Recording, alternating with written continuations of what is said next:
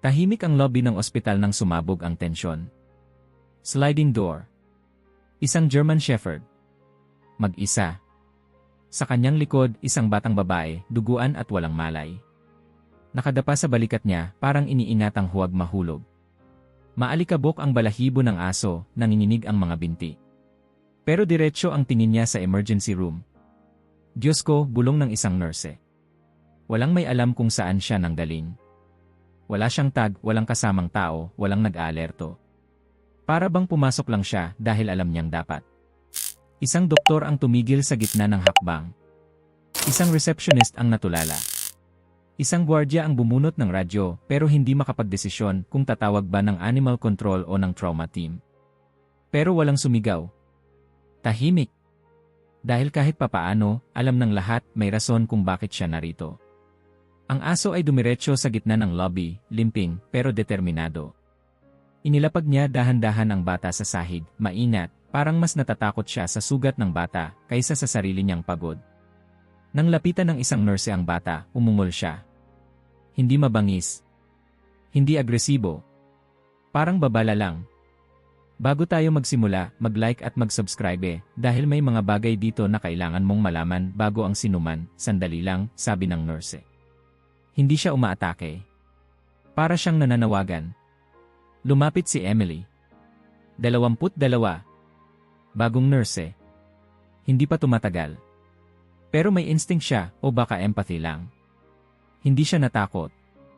Lumuhod siya, nakataas ang mga palad. Okay lang boy, mahina niyang sabi. Tutulungan namin siya. Promise. Tumingin ang aso sa kanya. Saglit. Tila nagbabasa ng intensyon. Maya-maya, umungol ulit mas mahina. At saka siya umatras ng kaunti. Gurney, sigaw ng doktor. Bilisan niyo. Dumating ang gurney. Si Emily ang nagbuhat sa bata, tulong ng isa pang nurse. Halos walang bigat ang katawan ng bata. Pero ramdam ni Emily ang pasan, may pasa, gasgas, at may tuyong dugo sa batok. Hindi ito galing sa aksidente, bulong niya. Kasabay nila ang aso habang tinutulak nila ang gurney. Hindi ito humihiwalay kay Emily. Kahit pagod na pagod, pinipilit pa rin sumabay. Hindi ko alam kung dapat ba siyang isama, sabi ng doktor. Baka delikado. Hindi siya alis, tugon ni Emily. Tingnan niyo. At totoo nga, bawat hakbang papasok sa trauma room, kasabay si Valor. Hindi pa nila alam ang pangalan niya noon. Wala pa silang ideya na hindi ito basta alagang hayop. Basta lang parang sundalo. Pagpasok sa trauma, automatic ang lahat.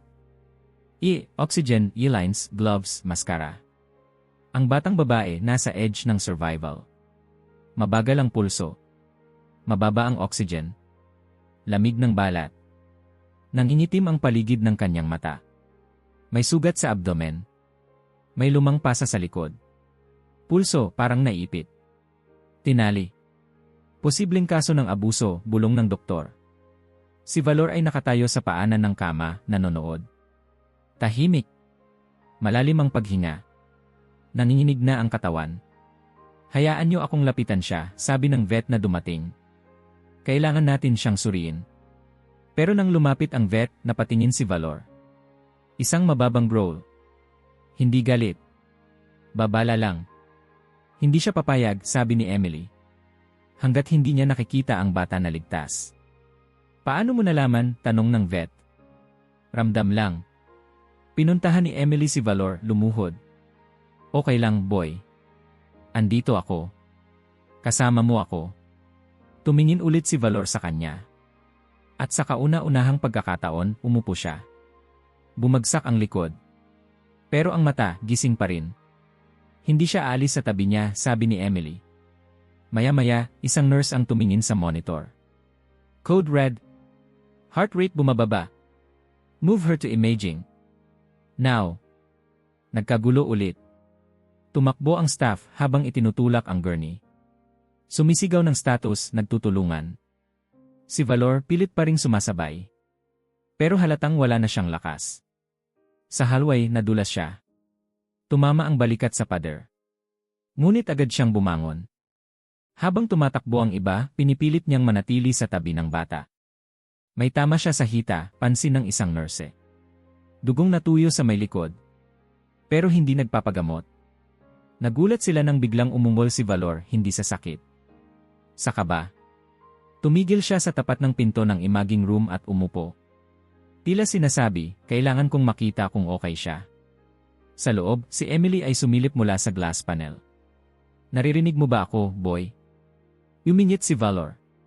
Babantayan ko siya. Pangako. Parang naunawaan siya. Tumigil sa pag-umbol si Valor, humiga, pero hindi ipinikit ang mga mata. Hindi siya magpapahinga hanggat hindi niya alam na ligtas yung bata, sabi ng vet, unahin niyo siya. Hindi pa. Hintayin natin. Ramdam ko, hindi pa siya handang iwan siya. Lumipas ang mga minuto. Tila oras ang bawat segundo. Si Emily, hindi umaalis sa tabi ng bata. Si Valor, hindi umaalis sa tapat ng pintuan. Hanggang sa may marinig silang mahinang alarm mula sa loob. Blood pressure dropping. Prepare for crash cart. Chest compressions, Mabilis. Matalim. Panic. Si Valor ay napabangon. Hindi na kaya ng katawan pero pilit. Bumagsak ulit. Umiyak. Mahina. Ngunit sapat para mapasulyap si Emily. Narinig niya, sabi ng vet. Alam niyang critical. Hindi ko alam kung paano pero nararamdaman niya. Maya-maya, bumukas ang pinto. Lumabas ang doktor. Basang-basa ng pawis. Na-stabilize siya, sabi nito. Pero critical pa rin. Lumapit si Emily sa aso. Lumuhod. Buhay pa siya. At doon, sa wakas, pumikit si Valor. Hindi dahil sa pagod lang. Kundi dahil alam niyang, kahit papaano, may pag-asa pa. Scalpel. Clamp. Dropping. Tumilapon ang kaba sa loob ng operating room. Lahat ng galaw, mabilis pero kalkulado. Ang batang babae, nakahiga, halos hindi gumagalaw. Si Emily, hindi parte ng surgical team, pero hindi umaalis sa may gilid. Tumutulong kung saan pwede. Hindi siya makatingin ng direkta sa sugat, pero hindi rin siya kayang umalis. Sa labas ng pinto, si Valor, mahina, nakahiga pa rin, pero hindi natutulog. Bawat tunog sa loob ng kwarto, sinusundan ng tainga niya. Bawat sigaw, bawat alarma, ramdam niya. At kahit pilay, tinatangkang bumangon tuwing bumubukas ang pinto. Let me treat him, sabi ng vet muli. He's bleeding. He needs help. Niremo ulit, tugon ni Emily. Pero dahan-dahan lang. Lumapit ang vet, lumuhod. Humawak ng gloves. May tubig at gauze. Sinubukan niyang hipuin ang hita ng aso kung saan may sugat. Good boy, hayaan mo kaming tumulong. Ngunit nagising si Valor. Isang mababang growl. Hindi sa galit kundi sa takot. Okay, bulong ng vet, he's not ready. Naghihintay siya, sabi ni Emily. Hanggat hindi niya nakikitang ligtas yung bata, hindi siya papayag. Nagtagpo ang tingin nila. May lungkot sa mata ng vet, he's loyal to her. At kahit halos himatay na siya, ayaw niyang unahin ang sarili. Napatigil si Emily. Pinanood lang ang paghinga ng aso. Mabigat. Malalim. Hindi panatag.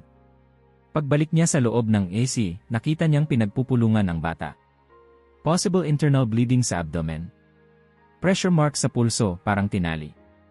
Old bruises on the spine. Hindi consistent sa aksidente. Hindi na kailangang sabihin, abuso ito. At matagal na. Tumigil si Emily saglit. Napatingin sa mukha ng bata. Maamo. Payat. Maraming pasa. Putol ang kuko sa kanang kamay. Dried blood sa may buhok. Hindi niya alam kung anong nangyari, pero alam niyang sinaktan ito. Alam niyang pinilit itong tumahimik. At alam din niyang kung hindi dahil kay Valor, wala na sana siya. Vitals, tanong ng surgeon. 70 paghahati 40. Tachycardic. 130 VN. Stabilize. Get more blood. Prep for laparotomy. Si Emily tahimik lang. Pero sa loob may galit. Hindi lang sa kung sino man ang gumawa nito, kundi sa ideya na baka hindi pa tapos ang panganib. Na baka nasa paligid pa. Sa labas, narinig niyang umungol ulit si Valor. Lumapit siya agad. Ellie, okay lang, boy. Andito pa rin siya. Lumalaban pa rin siya. Dahan-dahang humiga ulit si Valor. Pero ang buntot niya tumapik sa sahig ng 2 beses. Naririnig niya ako, bulong ni Emily. Sa loob, sinimulan na ang incision. Si A. Ramos, ang chief surgeon, ay seryoso. Walang kibot. May fluid sa abdomen, sabi niya. Confirm hemorrhage. Tumutulo ang dugo. Internal trauma. Posibleng epekto ng sapilitang paggalaw o bagsak. Clamp that bleeder. Cauterize. Suction. Habang sinusubukan nilang iligtas ang bata, isang nurse ang nagtanong kay Emily. Bakit kaya siya dinala ng aso? Hindi ba dapat may pamilya siyang kasama? Hindi ko alam, sagot ni Emily. Pero tingnan mo kung gaano siya kahawak sa kanya. Para siyang tagapagtanggol. Siguro trained yung aso. Police dog. Hindi siya nag-react kahit sa alarms o ilaw. Focused lang siya sa bata. May trauma rin siya, hindi ba? At kung hindi siya tumigil, ibig sabihin importante talaga yung bata. Tumahimik ulit sila nang tumunog ang monitor. Arrhythmia detected. Push epinephrine. Si Emily pinikit ang mga mata. Ramdam niya seconds lang ang pagitan ng buhay at wala. Habang abala ang lahat, dumaan ang isang security guard sa hallway.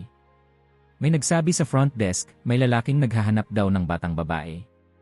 Hindi daw siya magulang. Nagtatanong lang. Nanigas si Emily. Kanina lang. Mga 5 minutes ago. May description. Hindi malinaw. Hoodie. Sunglasses. Tense daw yung kilos. Tinuro niya tong wing. Sinundan ba siya? Na-alert na si Chief. Tinetsek ang CA. Napatingin si Emily sa pinto ng operating room. Sa loob, nasa bingit pa rin ng panganib ang bata. Sa labas, may posibleng nagmamasid. Bumalik siya kay Valor. Naupo sa tabi niya. Boy, bulong niya. May paparating pa bang panganib? Dahan-dahang tumingala si Valor. Nagkatinginan sila. Walang salita. Pero may naintindihan si Emily. Tumahimik ang hallway. Maliban sa tunog ng vent, lahat ay tila huminto. Walang sigawan. Walang takbo. Pero sa loob ni Emily may bagyo. Biglang bumukas ang pinto. Vital stabilizing, sabi ng isang nurse. Pero hindi pa tapos. Still bleeding internally, dagdag ng isa. Pero manageable na. Tumayo si Emily. Sa wakas, kaunting pag-asa. Buhay pa siya, bulong niya kay Valor. Agad na umangat ang ulo ng aso. Umungol, mas mahina pero may saya. Tumapik ang buntot. Sa wakas, bahagyang pumikit. Pero hindi pa rin lubos ang pahinga. Hindi pa tapos ang gyera. Sa kabilang wing, isang tauhan ng ospital ang tumakbo kay security. Nakunan sa CE. Yung lalaki, sumilip sa supply door sa bandang likod. Anong ginawa niya roon? Hindi natin alam. Pero hindi siya staff. Tumindig ang balahibo ni Emily nang marinig ito. At naalala niya kung paano biglang nag-react si Valor noong una. Siya yun. Bulong niya. Lumapit ang security. Nag-check kami sa hallway. May isang door na dapat sarado pero nakaawang. May nahulog na cart. May mga yapak sa sahig. May connection to, sabi ni Emily. Hindi aksidente tong nangyari sa bata. At yung lalaking yun, posibleng siya ang gumawa. Muling binalikan ni Emily ang operating room. Wala pa ring pangalan ng bata.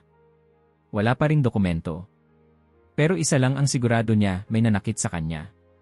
At sa labas, sa kadiliman ng hallway, baka naghihintay lang siya ng tamang oras. Siguraduhin yung may bantay sa entrance, utos niya sa security. On it, eh. Pagbalik niya kay Valor, humiga siya sa tabi nito. Hindi alintana ang sahig. Hindi alintana ang shift. Gusto lang niyang makasama ang aso at malaman na may kasama pa rin ang bata. Salamat, bulong niya. Maingat na ipinatong niya ang palad sa balikat ni Valor. Tumibok ang katawan nito, bahagya. Pero hindi umaangal.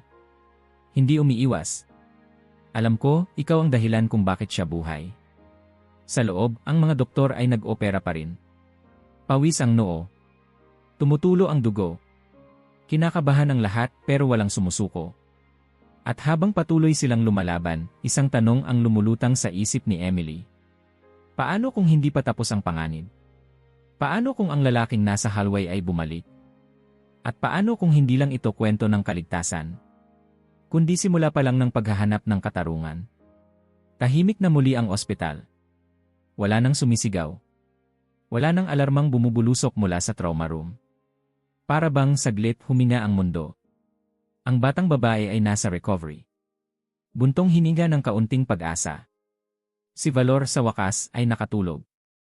Nanginginig pa rin ang katawan. Naka-AV. Nakahiga sa isang stretcher malapit sa pinto. Ang mga tauhan ng ospital ay dahan-dahan nang bumabalik sa normal nilang ritmo. Hanggang sa marinig nila ito. Isang tahol. Mabilis. Malalim. Hindi pala kaibigan. Hindi humihingi ng tulong. Babala. Si Emily ang unang lumingon. Gising si Valor. Nakataas ang ulo. Nakatayo kahit nanginginig pa ang mga paa. At tumatahol. Direkta sa isang direksyon, pasilyo sa likuran ng trauma wing. Valor, tawag ni Emily. Lumapit siya agad. Bakit?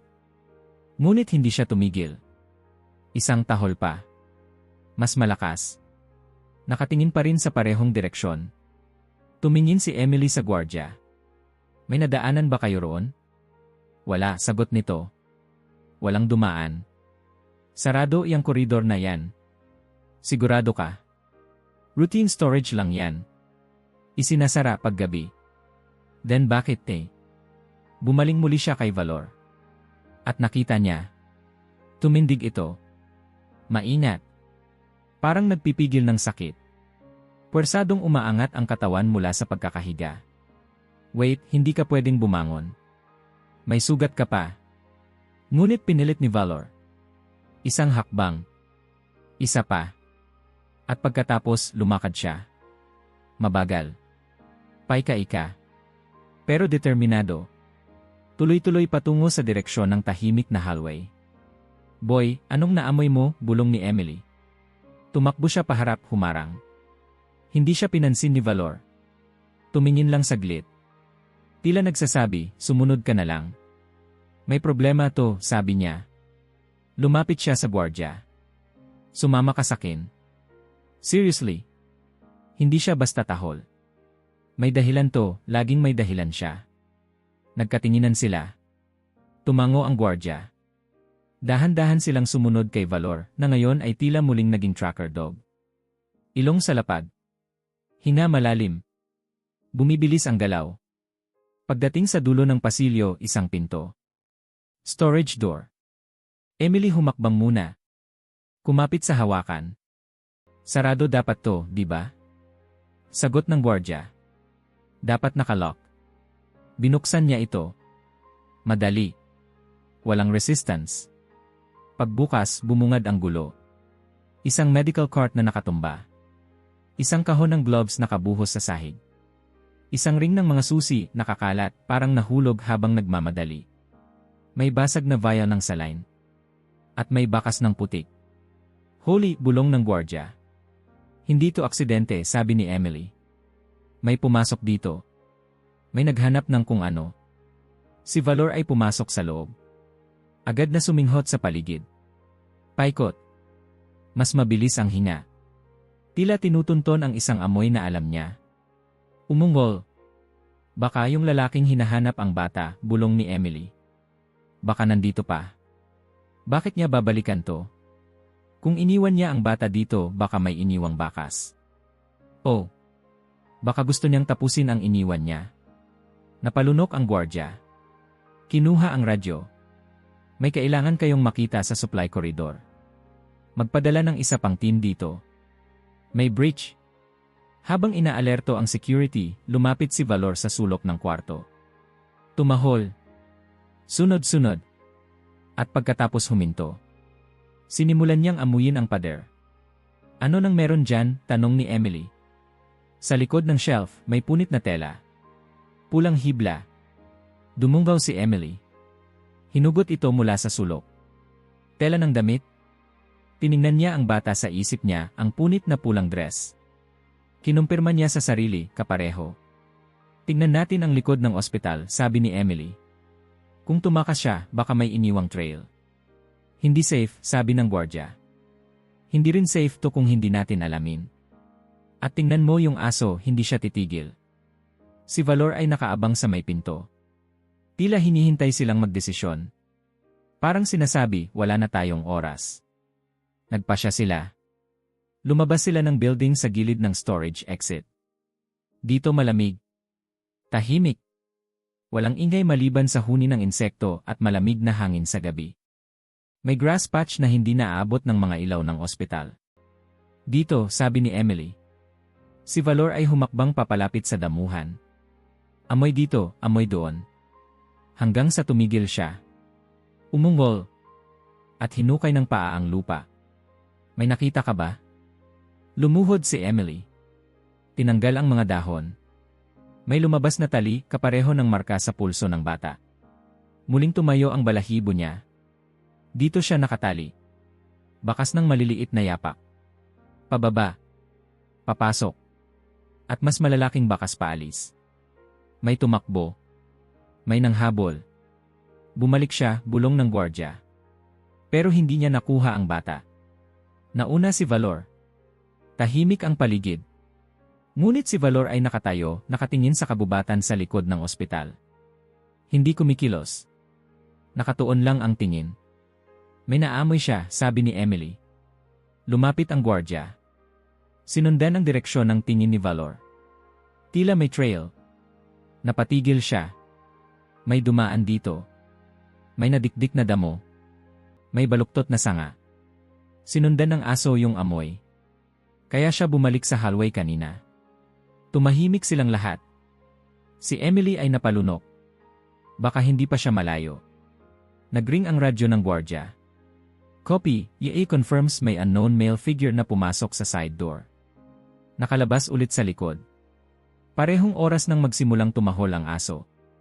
Sabay silang napatingin kay Valor. Alam niya. Mula pa kanina. Tumahol ulit si Valor. Minsan lang. Malalim. Hindi warning. Hindi pa rin takot. Tila nagsasabi. Simula pa lang ito. Madilim pa rin ang paligid sa labas ng ospital nang magsimulang maglakad si Valor. Bagamat sugatan at hirap sa bawat hakbang, hindi siya tumitigil. Ang kanyang ilong, nakababa, sumusuyod ng damuhan. Ang kanyang katawan, nanginginig pero ang determinasyon ay matatag. Si Emily ay nasa likod niya, kasama ang dalawang gwardya at isang veterinaryo na dala ang flashlight. Saan mo kami dadalhin, boy? Tanong niya. Hindi sumagot si Valor, syempre. Pero hindi rin siya lumingon. Para bang alam niya may dapat silang makita. Hindi ba delikado to? Tanong ng isa sa mga gwardya. Baka may tao pa sa paligid. Mas delikado pag hindi natin sinundan, sagot ni Emily. Kung may iniwang bakas, kailangan natin tong makita ngayon. Habang sila'y lumalapit sa masukal na bahagi ng gubat, tahimik ang paligid. Wala ni isang hangin. Walang huni. Tila ang kagubatan ay humihinga sa kaba. Paglampas nila sa bakod, nagsimula ng humukay ng alaala ang lupa. Punit na tela. Pagkiskis ng sapatos sa putik. Sanga na nabali. Si Valor ay tumigil sa isang clearing. Tumahol mababa matalas. Tuminala si Emily. Sa isang puno may nakabigting lubid. Kalas na ang dulo. Parang pinutol. Lumapit ang isa pang gwardya. May marka sa puno. Gasgas. Mukhang kinayod ng something matulis. Posibleng tali. Para igapos, sabi ni Emily. Hindi na niya kinaya na paluhod siya. Pinagmasdan ang lupa. May bakas ng kamay. May bakas ng pagkaladkad. At may mga dahong may dugo. Dito siya galing. Napatingin siya kay Valor. Ikaw ang nakakita sa kanya dito, di ba? Tahimik si Valor. Pero tumayo siya sa tabi ng puno. Dinilaan ang isang bahagi ng bark. Si Emily hindi na makapagsalita. At doon, sa gitna ng katahimikan, pumasok sa isip niya ang imahe ng bata. Sa gitna ng dilim, humahagulgol ang hininga ng isang bata. Mabagal. Mahina. Paika-ika siyang tumatakbo. Suot ang pulang damit. Punit. May dugo sa tuhod. Nadapa. Bumangon. Nadapa ulit. Sa likod niya, tunog ng mga yabag. Mabibigat. Galit. Mapanganib. Huwag kang lalayo, isang boses na pamilyar ngunit nakakakilabot. Takbo. Takbo. Takbo. Hanggang sa hindi na niya kaya. Gumuho siya sa paanan ng isang puno. Nanginginig. Umiiyak. Walang makitang liwanag. Walang makitang pag-asa. At doon, sa pagitan ng lahat ng takot, may liwanag. Dalawang mata. Dilaw. Mula sa dilim. Tahimik. Hindi lumalapit. Isang anino. Mabalahibo. Mabigat ang hinga. Mabagal ang hakbang. Lumapit ang isang aso. Hindi siya sinaktan. Hindi siya tinakot. Umupo lang ito sa harap niya. Huwag mo akong iwan. Bulong ng bata. At ang aso dahan-dahang lumapit. Umupo. Inilapit ang katawan. Hinawakan siya ng bata. Mahigpit. Parang humawak sa huling pag-asa. At doon, sa gitna ng takot, nasambit niya, tulungan mo ako. Walang salita. Pero nauunawaan. At sinimulan ng aso ang hakbang pauwi. Pagbalik sa kasalukuyan, namalayan na lang ni Emily na may luha sa kanyang pisngi. Si Valor ay tahimik lang, nakatayo pa rin sa tabi ng puno. Hindi lang siya nakakita sa bata, siya ang nagligtas dito. Bakit mo siya pinili, bulong ni Emily. Hindi sumagot si Valor. Ngunit parang may sagot na rin. Lumapit ang veterinaryo, may hawak na ilaw. Emily, tingnan mo to. Sa lupa, may pinunit na flashlight. Basag ang gilid. May putik. At may gasgas ng kuko. Nagkaroon ng away dito, sabi ng gwardya. Nagsumikap siyang makatakas. At sinundan siya ni Valor. Muli silang nag-ikot sa paligid. Sa gilid ng clearing may nakastack na kahoy. May plastik na lumang trapal. Parang ginawa para sa pansamantalang tirahan. May tinuluyan siya rito. Posibleng ginawang kulungan. Ang bata, tanong ng vet. O ang may sala. Biglang nag-iba ang ilaw ng flashlight. May aninong dumaan. Lumingon si Emily. Sino yon? Wala kaming nakita, sabi ng gwardya. Baka sanga lang. Pero si Valor alerto ulit. Tumahol. Mas maiksi, mas direksyonal. Papunta sa mas madilim na bahagi ng gubat. Teka, gusto mong sundan pa to? Lumingon si Emily sa gwardya. Kung nandito pa siya, kailangan natin ng backup. Kinuha ng isa ang radyo. May suspect na posibleng nasa perimeter. Requesting immediate search team. Emily, bulong ng vet, balikan na natin yung ospital. Delikado dito. Sandali lang. Lumapit siya kay Valor. Lumuhod. Nagtiwala siya sa'yo. Naging saksi ka sa lahat. Pinili mo siyang iligtas. Ikaw ang dahilan kung bakit siya buhay pa. Tahimik si Valor. Tumingin sa kanya. Dahan-dahang umupo. Salamat, sabi ni Emily at ipinatong ang kamay sa leeg ng aso. At sa unang pagkakataon mula nang dumating siya sa ospital, si Valor ay tumingala, dinilaan ang kamay ni Emily. Pagmamahal. Pasasalamat. Connection. Ikaw ang hero niya, bulong niya. At ngayon, tayo na ang bahala. Ngunit habang papalapit na sila sa trail pauwi, may isang huling tanong ang sumiksik sa dibdib ni Emily. Kung narito sila ngayon, nasaan ang lalaking gumawa nito? May chip siya. Tumigil si Emily. Nilingon ang veterinaryo na may hawak na scanner. Si Valor ay nakaidlip sa kanyang stretcher, pagod na pagod, ngunit ang mga tainga ay bahagyang nakaangat, para bang handang gumising sa isang tawag. Sigurado ka? Tanong ni Emily. Tingnan natin.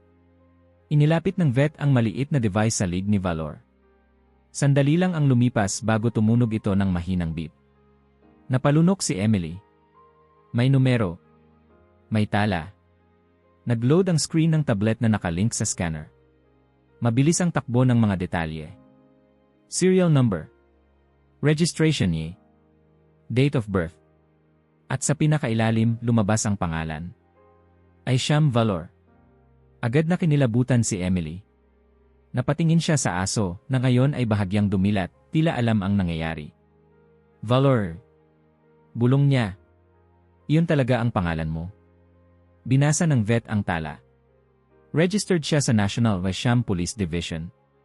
Assigned sa Task Force Delta. Last active mission, 3 weeks ago. 3 weeks. Marked as missing in action. Presumed dead during a search op sa Northern Woods. Wala nang nakita. Akala nila nalunod o tinamaan ng bala. Pero hindi siya namatay di. Obviously not. Nakataka siya. At mukhang tuloy pa rin ang mission niya. Nanahimik ang dalawa. Si Valor ngayon ay muling pumikit para bang muling nilulubos ang pahinga. Pero sa loob ng katahimikan, may biglang humigpit sa dibdib ni Emily. 3 linggo. Sugatan. Gutom. Mag-isa. At kahit ganoon, hindi siya bumalik sa base. Hindi siya huminto. Parang may hinahanap. O may narinig. Kaya bumalik siya. Yung batay. Sabi ni Emily, halos hindi makapaniwala. Siguro nang marinig niya yung iyak ng bata, hindi siya nagdalawang isip. Instinct, sabi ng vet, trained sila para i-track. Pero yung connection. Ibang usapan yan. Tumayo si Emily. Bumalik sa trauma bay kung saan nakakonfine ang bata. Maputla pa rin ang balat nito. Mahinang mahina. Pero lumalaban. Tumabi siya sa kama. Hinawakan ang kamay ng bata. Malamig. Tingin ko alam mong totoo, bulong niya. Na kahit sugatan, kahit halos mamatay, pinili kanyang iligtas. Sa hallway, marahang gumulong ang stretcher ni Valor, dala ng veterinaryo. Hindi siya pumalad. Pero kahit pa idlip-idlip, nakaangat ang ulo niya, pinipilit sumilip papunta sa kwarto ng bata. Nagbabantay pa rin siya. Sabi ng nurse. Kahit alam niyang dapat siya ang gamutin. Napangiti si Emily. Kasi iyon ang mission niya. Kinabukasan, dumating ang isang opisyal ng Washam Division. Bitbit ang tablet, may hawak na dokumento. May report kami tungkol sa kanya, bungad niya. Isa siya sa pinakamahusay na tracker sa unit namin. Si Valor. Assigned sa mga kaso ng kidnapping, illegal transport, rescue. Pero sa huling mission niya nagkaroon ng ambush. Nawalan kami ng contact. Wala na siyang handler. Wala rin kaming signal. Niwala kaming bangkay. So paano siya nakaligtas? Kung meron mang aso na kayang mag-survive ng mag-isa, siya yon. Pero 3 weeks out in the wild. Hindi basta-basta yan. At kahit sugatan, nahanap pa rin niya yung bata, dagdag ni Emily. She was the mission now. Exactly. Tumingin siya sa officer. Pwede ko bang tanungin paano ang relationship nila ng handler niya noon? Close. Parang mag-ama. Pero yung handler isa sa mga hindi rin nakauwi. Tumigil si Emily. Napatingin kay Valor na tahimik na natutulog sa isang sulok. Naiwan siyang mag-isa. Wala na yung pinakakatiwalaan niyang tao. Pero imbis na tumigil, nagpatuloy siya. Hanggang sa may narinig siyang kailangan ng tulong. Nagkatinginan sila. Pareho nilang naintindihan. Si Valor, kahit nawala ng handler, ng direksyon, ng suporta, nagpatuloy. Dahil ganoon ang turo sa kanya. Magligtas. Magbantay. Magtanggol. Ngayon, sabi ni Emily, yung bata na ang pinili niyang bantayan. Kapag isang aso ang nag-commit, hindi basta-basta yon binibitawan. Lumipas ang ilang oras. Sa unang pagkakataon, bahagyang gumalaw ang daliri ng bata. Bumukas ang mata. Hindi agad siya nagsalita. Nakatingin lang sa kisam. Si Emily nandoon. Tumayo agad. Hey, nandito ka na sa ospital. Ligtas ka na. Dahan-dahan siyang tumingin. Mahinang ngiti. Mahinang luha. Si Valor. Tumigil si Emily. Gumulong ang init sa kanyang mata. Buhay siya. Andito lang. Talaga, tinig ng batang babae, halos isang bulong. Gusto mo ba siyang makita? Tumango siya. Agad na tinawag ni Emily ang vet, pwede ba siyang dalhin? Kahit saglit lang. Delikado pa sa sugat niya. Pero mas delikado kung hindi siya makita ng batang yon. Magkakasama sila sa gubat. Magkasama sila sa takot. At kung hindi sila magkasama ngayon, hindi siya tuluyang gagaling. Napabuntong hininga ang vet, sige. Pero dahan-dahan lang. Ilang minuto ang lumipas at ipinasok nila ang stretcher ni Valor sa kwarto ng bata. Nang maramdaman ng aso ang presensya niya, bumangon ito bahagya. Tumingin. At umungol, mahina pero punong-puno ng damdamin. Valor. Bulong ng bata. Tumingin si Emily sa kanya. Ito na siya. Andito na ang tagapagligtas mo. Umabot ang kamay ng bata. Ginapang papunta sa gilid ng stretcher. Hinawakan ang leeg ng aso. Pinisil. Si Valor ay dahan-dahang umusog, isinandal ang ulo sa kama. Tila sinasabi, andito ako. Wala nang dapat katakutan. Nagyakapan sila, isang bata at isang aso. Parehong sugatan. Parehong halos mawalan ng lakas. Pero ngayon, magkasama pa rin. Tahimik ang silid. Walang nagsalita. Pero lahat ay nakaramdam ng bigat ng sandaling iyon. Lumitaw ang katotohanan, hindi lang ito aso. Isa siyang sundalo. Isa siyang saksi. Isa siyang tagapagligtas. At sa harap ng batang halos nawala sa mundo, pinili niyang manatili. Pero habang pareho silang bumabawi sa lakas, isang tanong ang gumugulo sa isip ni Emily. Kahit na nalaman na ang nakaraan ni Valor, kahit na naipaliwanag ang koneksyon nila, kahit na muling nagtagpo ang landas ng dalawang kaluluwang ito. Makakayanan pa ba ni Valor ang susunod? Kaya pa ba niyang lumaban? O ito na ang huling misyon ng isang bayani? Isang araw matapos ang muling pagkikita ng bata at ni Valor, muling nabalot ng tensyon ang ospital. Dumating ang mga investigador. May dalang papel, mga larawan, at higit sa lahat, tanong. Ang bahagi ng gubat kung saan nakita ang kativiro ay sinara. Lahat ng access points sa ospital ay may bantay. May mga search teams na nagsimulang magsuyod sa paligid. Si Emily, nakatayo sa gilid ni Valor habang ina-update ng pulisya ang medical team. Nakumpirma namin. Ang lalaking nakita sa CCA, may record siya. May dating kaso ng child endangerment. Wala siyang permanenteng tirahan. Alam niyang hindi madaling hanapin. Pero hindi niya alam kung sino ang tumayo sa pagitan niya at ng bata, sagot ni Emily, at hinaplos ang likod ni Valor. Bagamat sugatan pa rin, muling nabuhay ang sigla sa katawan ng German Shepherd. Nang marinig niya ang mga boses ng mga pulis, tumingala siya. Naglakad kahit nakailang turok ng painkiller. Gusto niyang sumama, sabi ng vet. Hayaan natin, tugon ni Emily. Hindi siya makakatulog hanggang hindi tapos ang laban. Pagkalipas ng ilang oras, lumarga ang operasyon. Ang planong ginawa ay malinaw, susuyurin ang lugar sa likod ng ospital, simula sa clearing kung saan nakita ang lubid at mga gamit. Magiging parte ng team si Valor, hindi bilang simpleng hayop, kundi bilang ni Sham na muling isinabak sa serbisyo.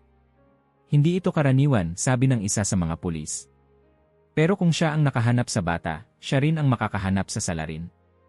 Si Emily ay sumama rin, bagamat hindi sa frontline. Gusto niyang makita. Gusto niyang siguruhing ligtas si Valor. Gusto niyang makita ang katarungan. Nang makarating sa gilid ng gubat, si Valor ay agad na bumaba mula sa sasakyan. Hindi na kailangang turuan. Alam niya ang gagawin. Naglakad siya. Dahan-dahan. Amoy dito. Amoy doon. Umikot. Umungol. Tumingin sa kaliwa. Tumahol. Diyan. Tanong ng team leader. Tumakbo si Valor kahit paika-ika. Sumunod ang buong grupo. Sa loob ng masukal na bahagi ng gubat, sinundan nila ang trail. May mga sanga na nabali. Damo na nadikdik. At sa bawat hakbang, pinangungunahan sila ng isang sugatang aso na ayaw tumigil. Kung ako ang kriminal, sabi ng isa sa mga pulis, at alam kong may isyam sa likod ko, hindi ako makakatulog. Ang tanong, sagot ni Emily, gising pa ba siya o naghihintay? Biglang tumigil si Valor. Tumahol. Mas malalim. Mas malakas. Alert stance, sabi ng isang handler. May naamoy siya. Nag-ikot ang mga flashlight. Nagsulod sa paligid. Hanggang sa isang gilid ng damuhan, nakita nila ang isang maliit na shed, lumang taguan, bahagyang nakalubog sa lupa, natatakpan ng dahon. Lumapit si Valor. Huminto sa harap. Umungol. Ready bridge team. Nilapitan ng 3 pulis ang pinto. Umayos ng posisyon. Tinawag ng isa, pulis. Lumabas ka na. Walang sagot. Last warning. Still silence. Isang senyas. Boom! Binasag ang pinto. Pumasok ang mga pulis. Hawak ang ilaw. Sigaw sa loob. Galaw. Sigawan. Si Emily hawak ang dibdib. Tumatakbo ang oras sa kanyang tenga. Maya-maya may lumabas na pulis. Kasunod, 2 tauhan na may hinahatak na lalaki, marumi, pawisan, sugatan sa braso. Got him, sabi nila. Confirmed match sa suspect. Lumapit si Emily. Hindi para makita ang mukha ng lalaki. Hindi para makipagtalo. Gusto lang niyang makita si Valor. At nandoon siya. Sa gilid ng clearing. Nakaupo. Pero nanginginig na. Hindi dahil sa takot, kundi sa labis na pagod. Lumapit siya agad. Lumuhod. Boy, nagawa mo. Nahanap mo siya. Umingit si Valor. Mahina. Tila sinasabi, tapos na. Maya-maya, bumagsak ang katawan niya sa lupa. Valor, sigaw ni Emily. Lumapit ang vet, tinapik ang leg. Still breathing. Pero dehydrated. Overexerted. Dalhin na natin siya sa ospital. Agad silang tumakbo pabalik. Ambulansya. Gulong. Ilaw. Takbo. Si Emily ay hawak ang pawis sa noo ni Valor habang minomonitor ang tibok ng puso niya. Hindi ka pwedeng bumitaw ngayon. Hindi pa niya alam. Hindi pa niya alam na ikaw ang nagligtas sa kanya. Sa ospital, agad siyang ibinalik sa iyo. Dugtong-dugtong ang wires. Dugtong-dugtong ang paghinga. Sa kabilang wing, ang batang babae ay nakahiga pa rin. Nakatutok sa kisam. Tahimik. Hindi pa nakakausap ng tuluyan. Nang bumulong ang nurse, nahanap na nila, dahan-dahan siyang tumingin. Si Valor, tanong niya. Kasama ba nila si Valor? Napangiti si Emily. Lumapit. Siya ang dahilan kung bakit natapos ang paghahanap. Siya ang nagdala sa amin. Ligtas na ba ako? Ligtas na ba siya? Napatingin si Emily sa hallway. Walang sagot sa una. Ginagawa namin ang lahat para maging ligtas siya ulit. Nagsimulang tumulo ang luha ng bata. Gusto ko siyang makita. Gusto kong malaman na okay siya. Gusto kong sabihin salamat, T. Hinawakan siya ni Emily sa kamay. At gusto rin niyang marinig yan mula sa'yo. Kaya kailangan mong gumaling. Pangako. Pangako. At habang pinapatahimik ng gabi ang ospital, habang natutulog ang mga pasyente at naghahanda ang staff para sa susunod na araw. Isang tanong ang hindi matanggal sa isip ni Emily. Makikita pa kaya nila ang isa't isa? O si Valor, sa lahat ng ginawa niya, sa lahat ng isinuko niya, ay aalis nang hindi naririnig ang salitang salamat. Tahimik ang gabi sa ospital. Ang tunog ng monitor sa ay tila metronome ng kabog sa dibdib ni Emily. Sa loob ng silid, ang batang babae ay mukhang mas maliit pa kaysa sa kanyang edad, nakabalot sa mga puting kumot at ang kanyang mukha ay maputlat payapa, ngunit hindi ligtas. Tila isang bulaklak na nalunod sa ulan, nangangailangan ng init upang muling bumangon. Sa kabilang dulo ng pasilyo, si Valor ay nakahiga pa rin sa kanyang stretcher. May mga benda sa kanyang katawan, may swero na nakakabit sa leg, ngunit ang kanyang mga mata ay gising, matalim, nakatuon sa pinto ng operasyon. Hindi siya ganap na nagpapahinga. Hindi pa. Hindi habang hindi niya alam kung buhay pa ang batang iniligtas niya. Bumukas ang pinto. Lumabas si A.A. Harris, may pawis sa noo, ang kanyang mask ay nakababa sa baba. Halos hindi siya makalakad dahil sa pagod. Ngunit may ngiti sa kanyang mga mata. Doc, tanong ni Emily, halos bulong lamang. Gising na siya, sagot niya. Mahina pa, pero humihinga. At ang unang salitang sinabi niya ay, Valor. Napahawak si Emily sa dibdib niya. Para bang ang bigat ng lahat ng hininga niya sa buong araw ay biglang gumaan. Tumakbo siya papunta kay Valor. Pagkakita pa lang sa kanya, tinaas ni Valor ang ulo niya. Kahit masakit. Kahit nanginginig. Alam niyang may nangyari. Gising na siya, sabi ni Emily, napaluhod sa tabi niya. Hinahanap ka. Maingat nilang inilapit ang stretcher ni Valor sa silid ng bata.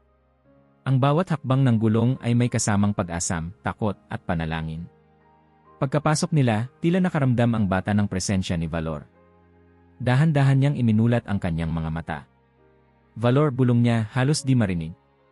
At doon, para bang naputol ang oras. Pilit bumangon si Valor mula sa stretcher. Umubol siya sa sakit, ngunit hindi nagdalawang isip. Inilagay niya ang kanyang mga pawis sa gilid ng kama, dahan-dahang inilapit ang kanyang mukha sa bata. Umiyak ang bata. Hindi ng takot. Hindi ng sakit. Kundi ng tiyak na ginhawa. Hindi mo ako iniwan, sabi niya, ang boses ay namamaos. Hinaplos ni Emily ang buhok ng bata.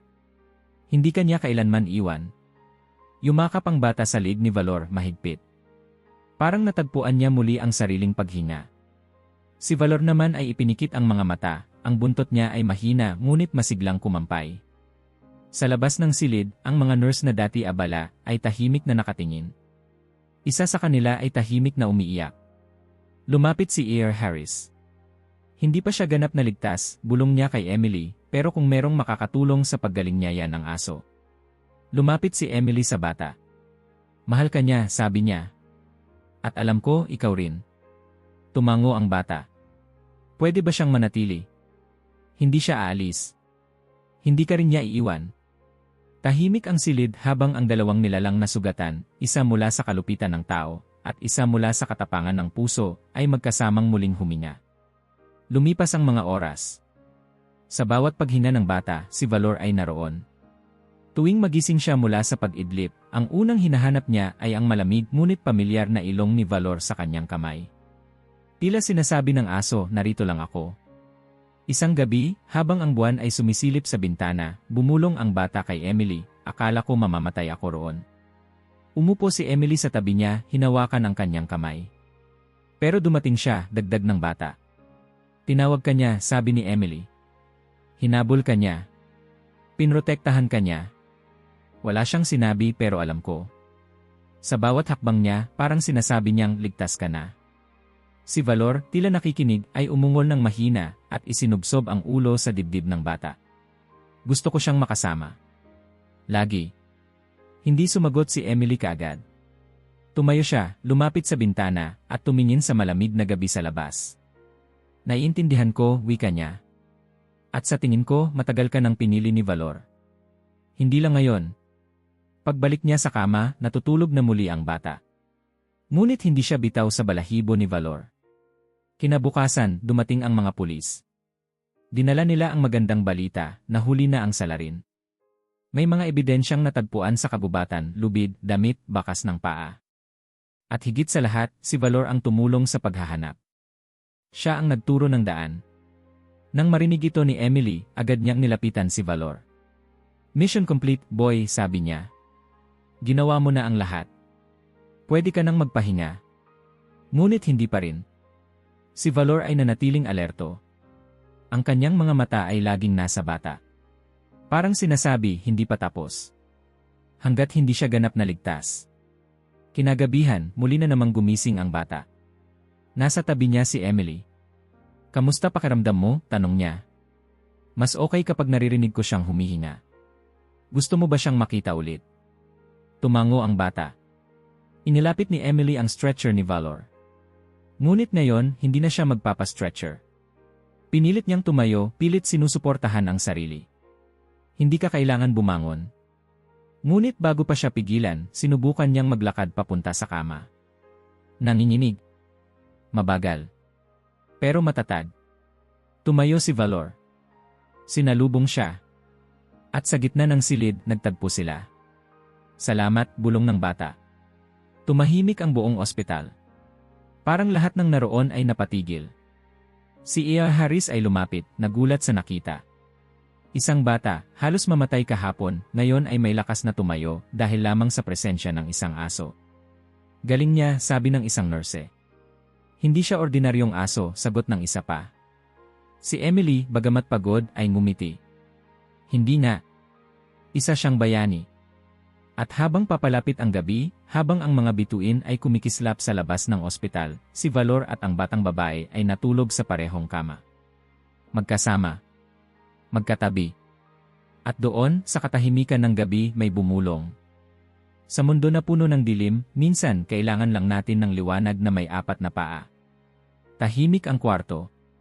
Liwanag ng araw ang sumilip sa bintana, tumama sa kutson na tila sumisigaw na, panahon na para magpatuloy. Sa tabi ng kama, si Valor ay nakahiga pa rin, ang ulo niya nakapatong sa maliit na kamay ng batang babae na iniligtas niya mula sa kadiliman. Siya ba pwede bang manatili sa akin? Tanong ng bata, ang tinig niya halos isang bulong. Si Emily, na nakaupo sa paanan ng kama, ay ngumiti kahit ang lalamunan niya ay nanikip sa emosyon. Sa tingin ko matagal na siyang pumili. Ang hospital ay hindi na ang parehong gusaling tahimik at sterile. Mula sa staff hanggang sa mga pasyente, lahat ay may isang kwento, tungkol sa isang asong lumaban kahit sugatan, at sa batang hindi sumuko sa kabila ng lahat. Kinabukasan may bumisita. Isang grupo ng pulis naka-uniforme, seryoso, pero may bitbit ng ngiti sa mga mata. Isang opisyal ang lumapit, dala ang isang maliit na kahon na may kasamang papel. May espesyal kaming bisita ngayon, sabi niya, nakatingin kay Valor. Nilingon ng bata si Valor at tinapik ang likod nito. Ikaw yon, bulong niya.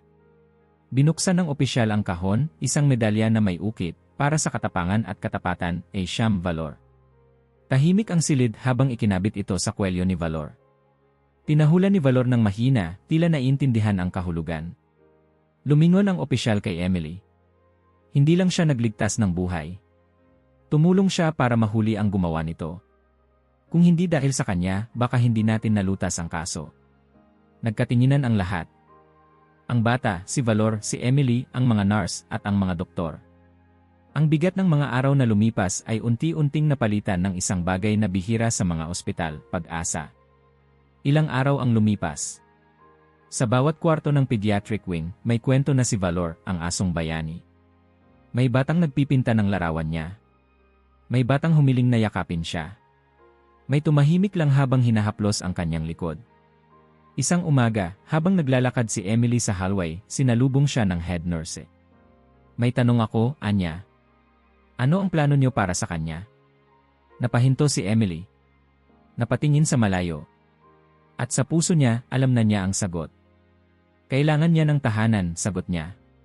At sa tingin ko, alam na natin kung nasaan yon. Isang linggo makalipas ang operasyon, pinayagan ng lumabas ang bata sa kwarto. Mahina pa rin siya, pero kay Valor siya humakbang, parang ang lakas niya ay nanggagaling sa pagkakatabi nito. Sa bawat hakbang sa hallway, kasama si Valor sa gilid niya. Sa waiting area ng ospital, naghihintay ang mga bata at staff. Nang makita nila ang batang babae na kasama si Valor, lahat ay tumayo, pumalakpak, at mumiti. Isang eksenang punong-puno ng damdamin, walang script, walang eksaherasyon. Tunay. Dumating ang social worker. May kasamang dokumento. Legal forms para sa pag-aampon. Si Emily ang nagpresenta. Ito na ang huling hakbang, sabi niya. Habang nilalagdaan ni Emily ang mga papel, si Valor ay nakahiga sa tabi ng bata. Ang ulo niya nakapatong sa binti nito. Ang buntot, mahina pero masaya ang galaw.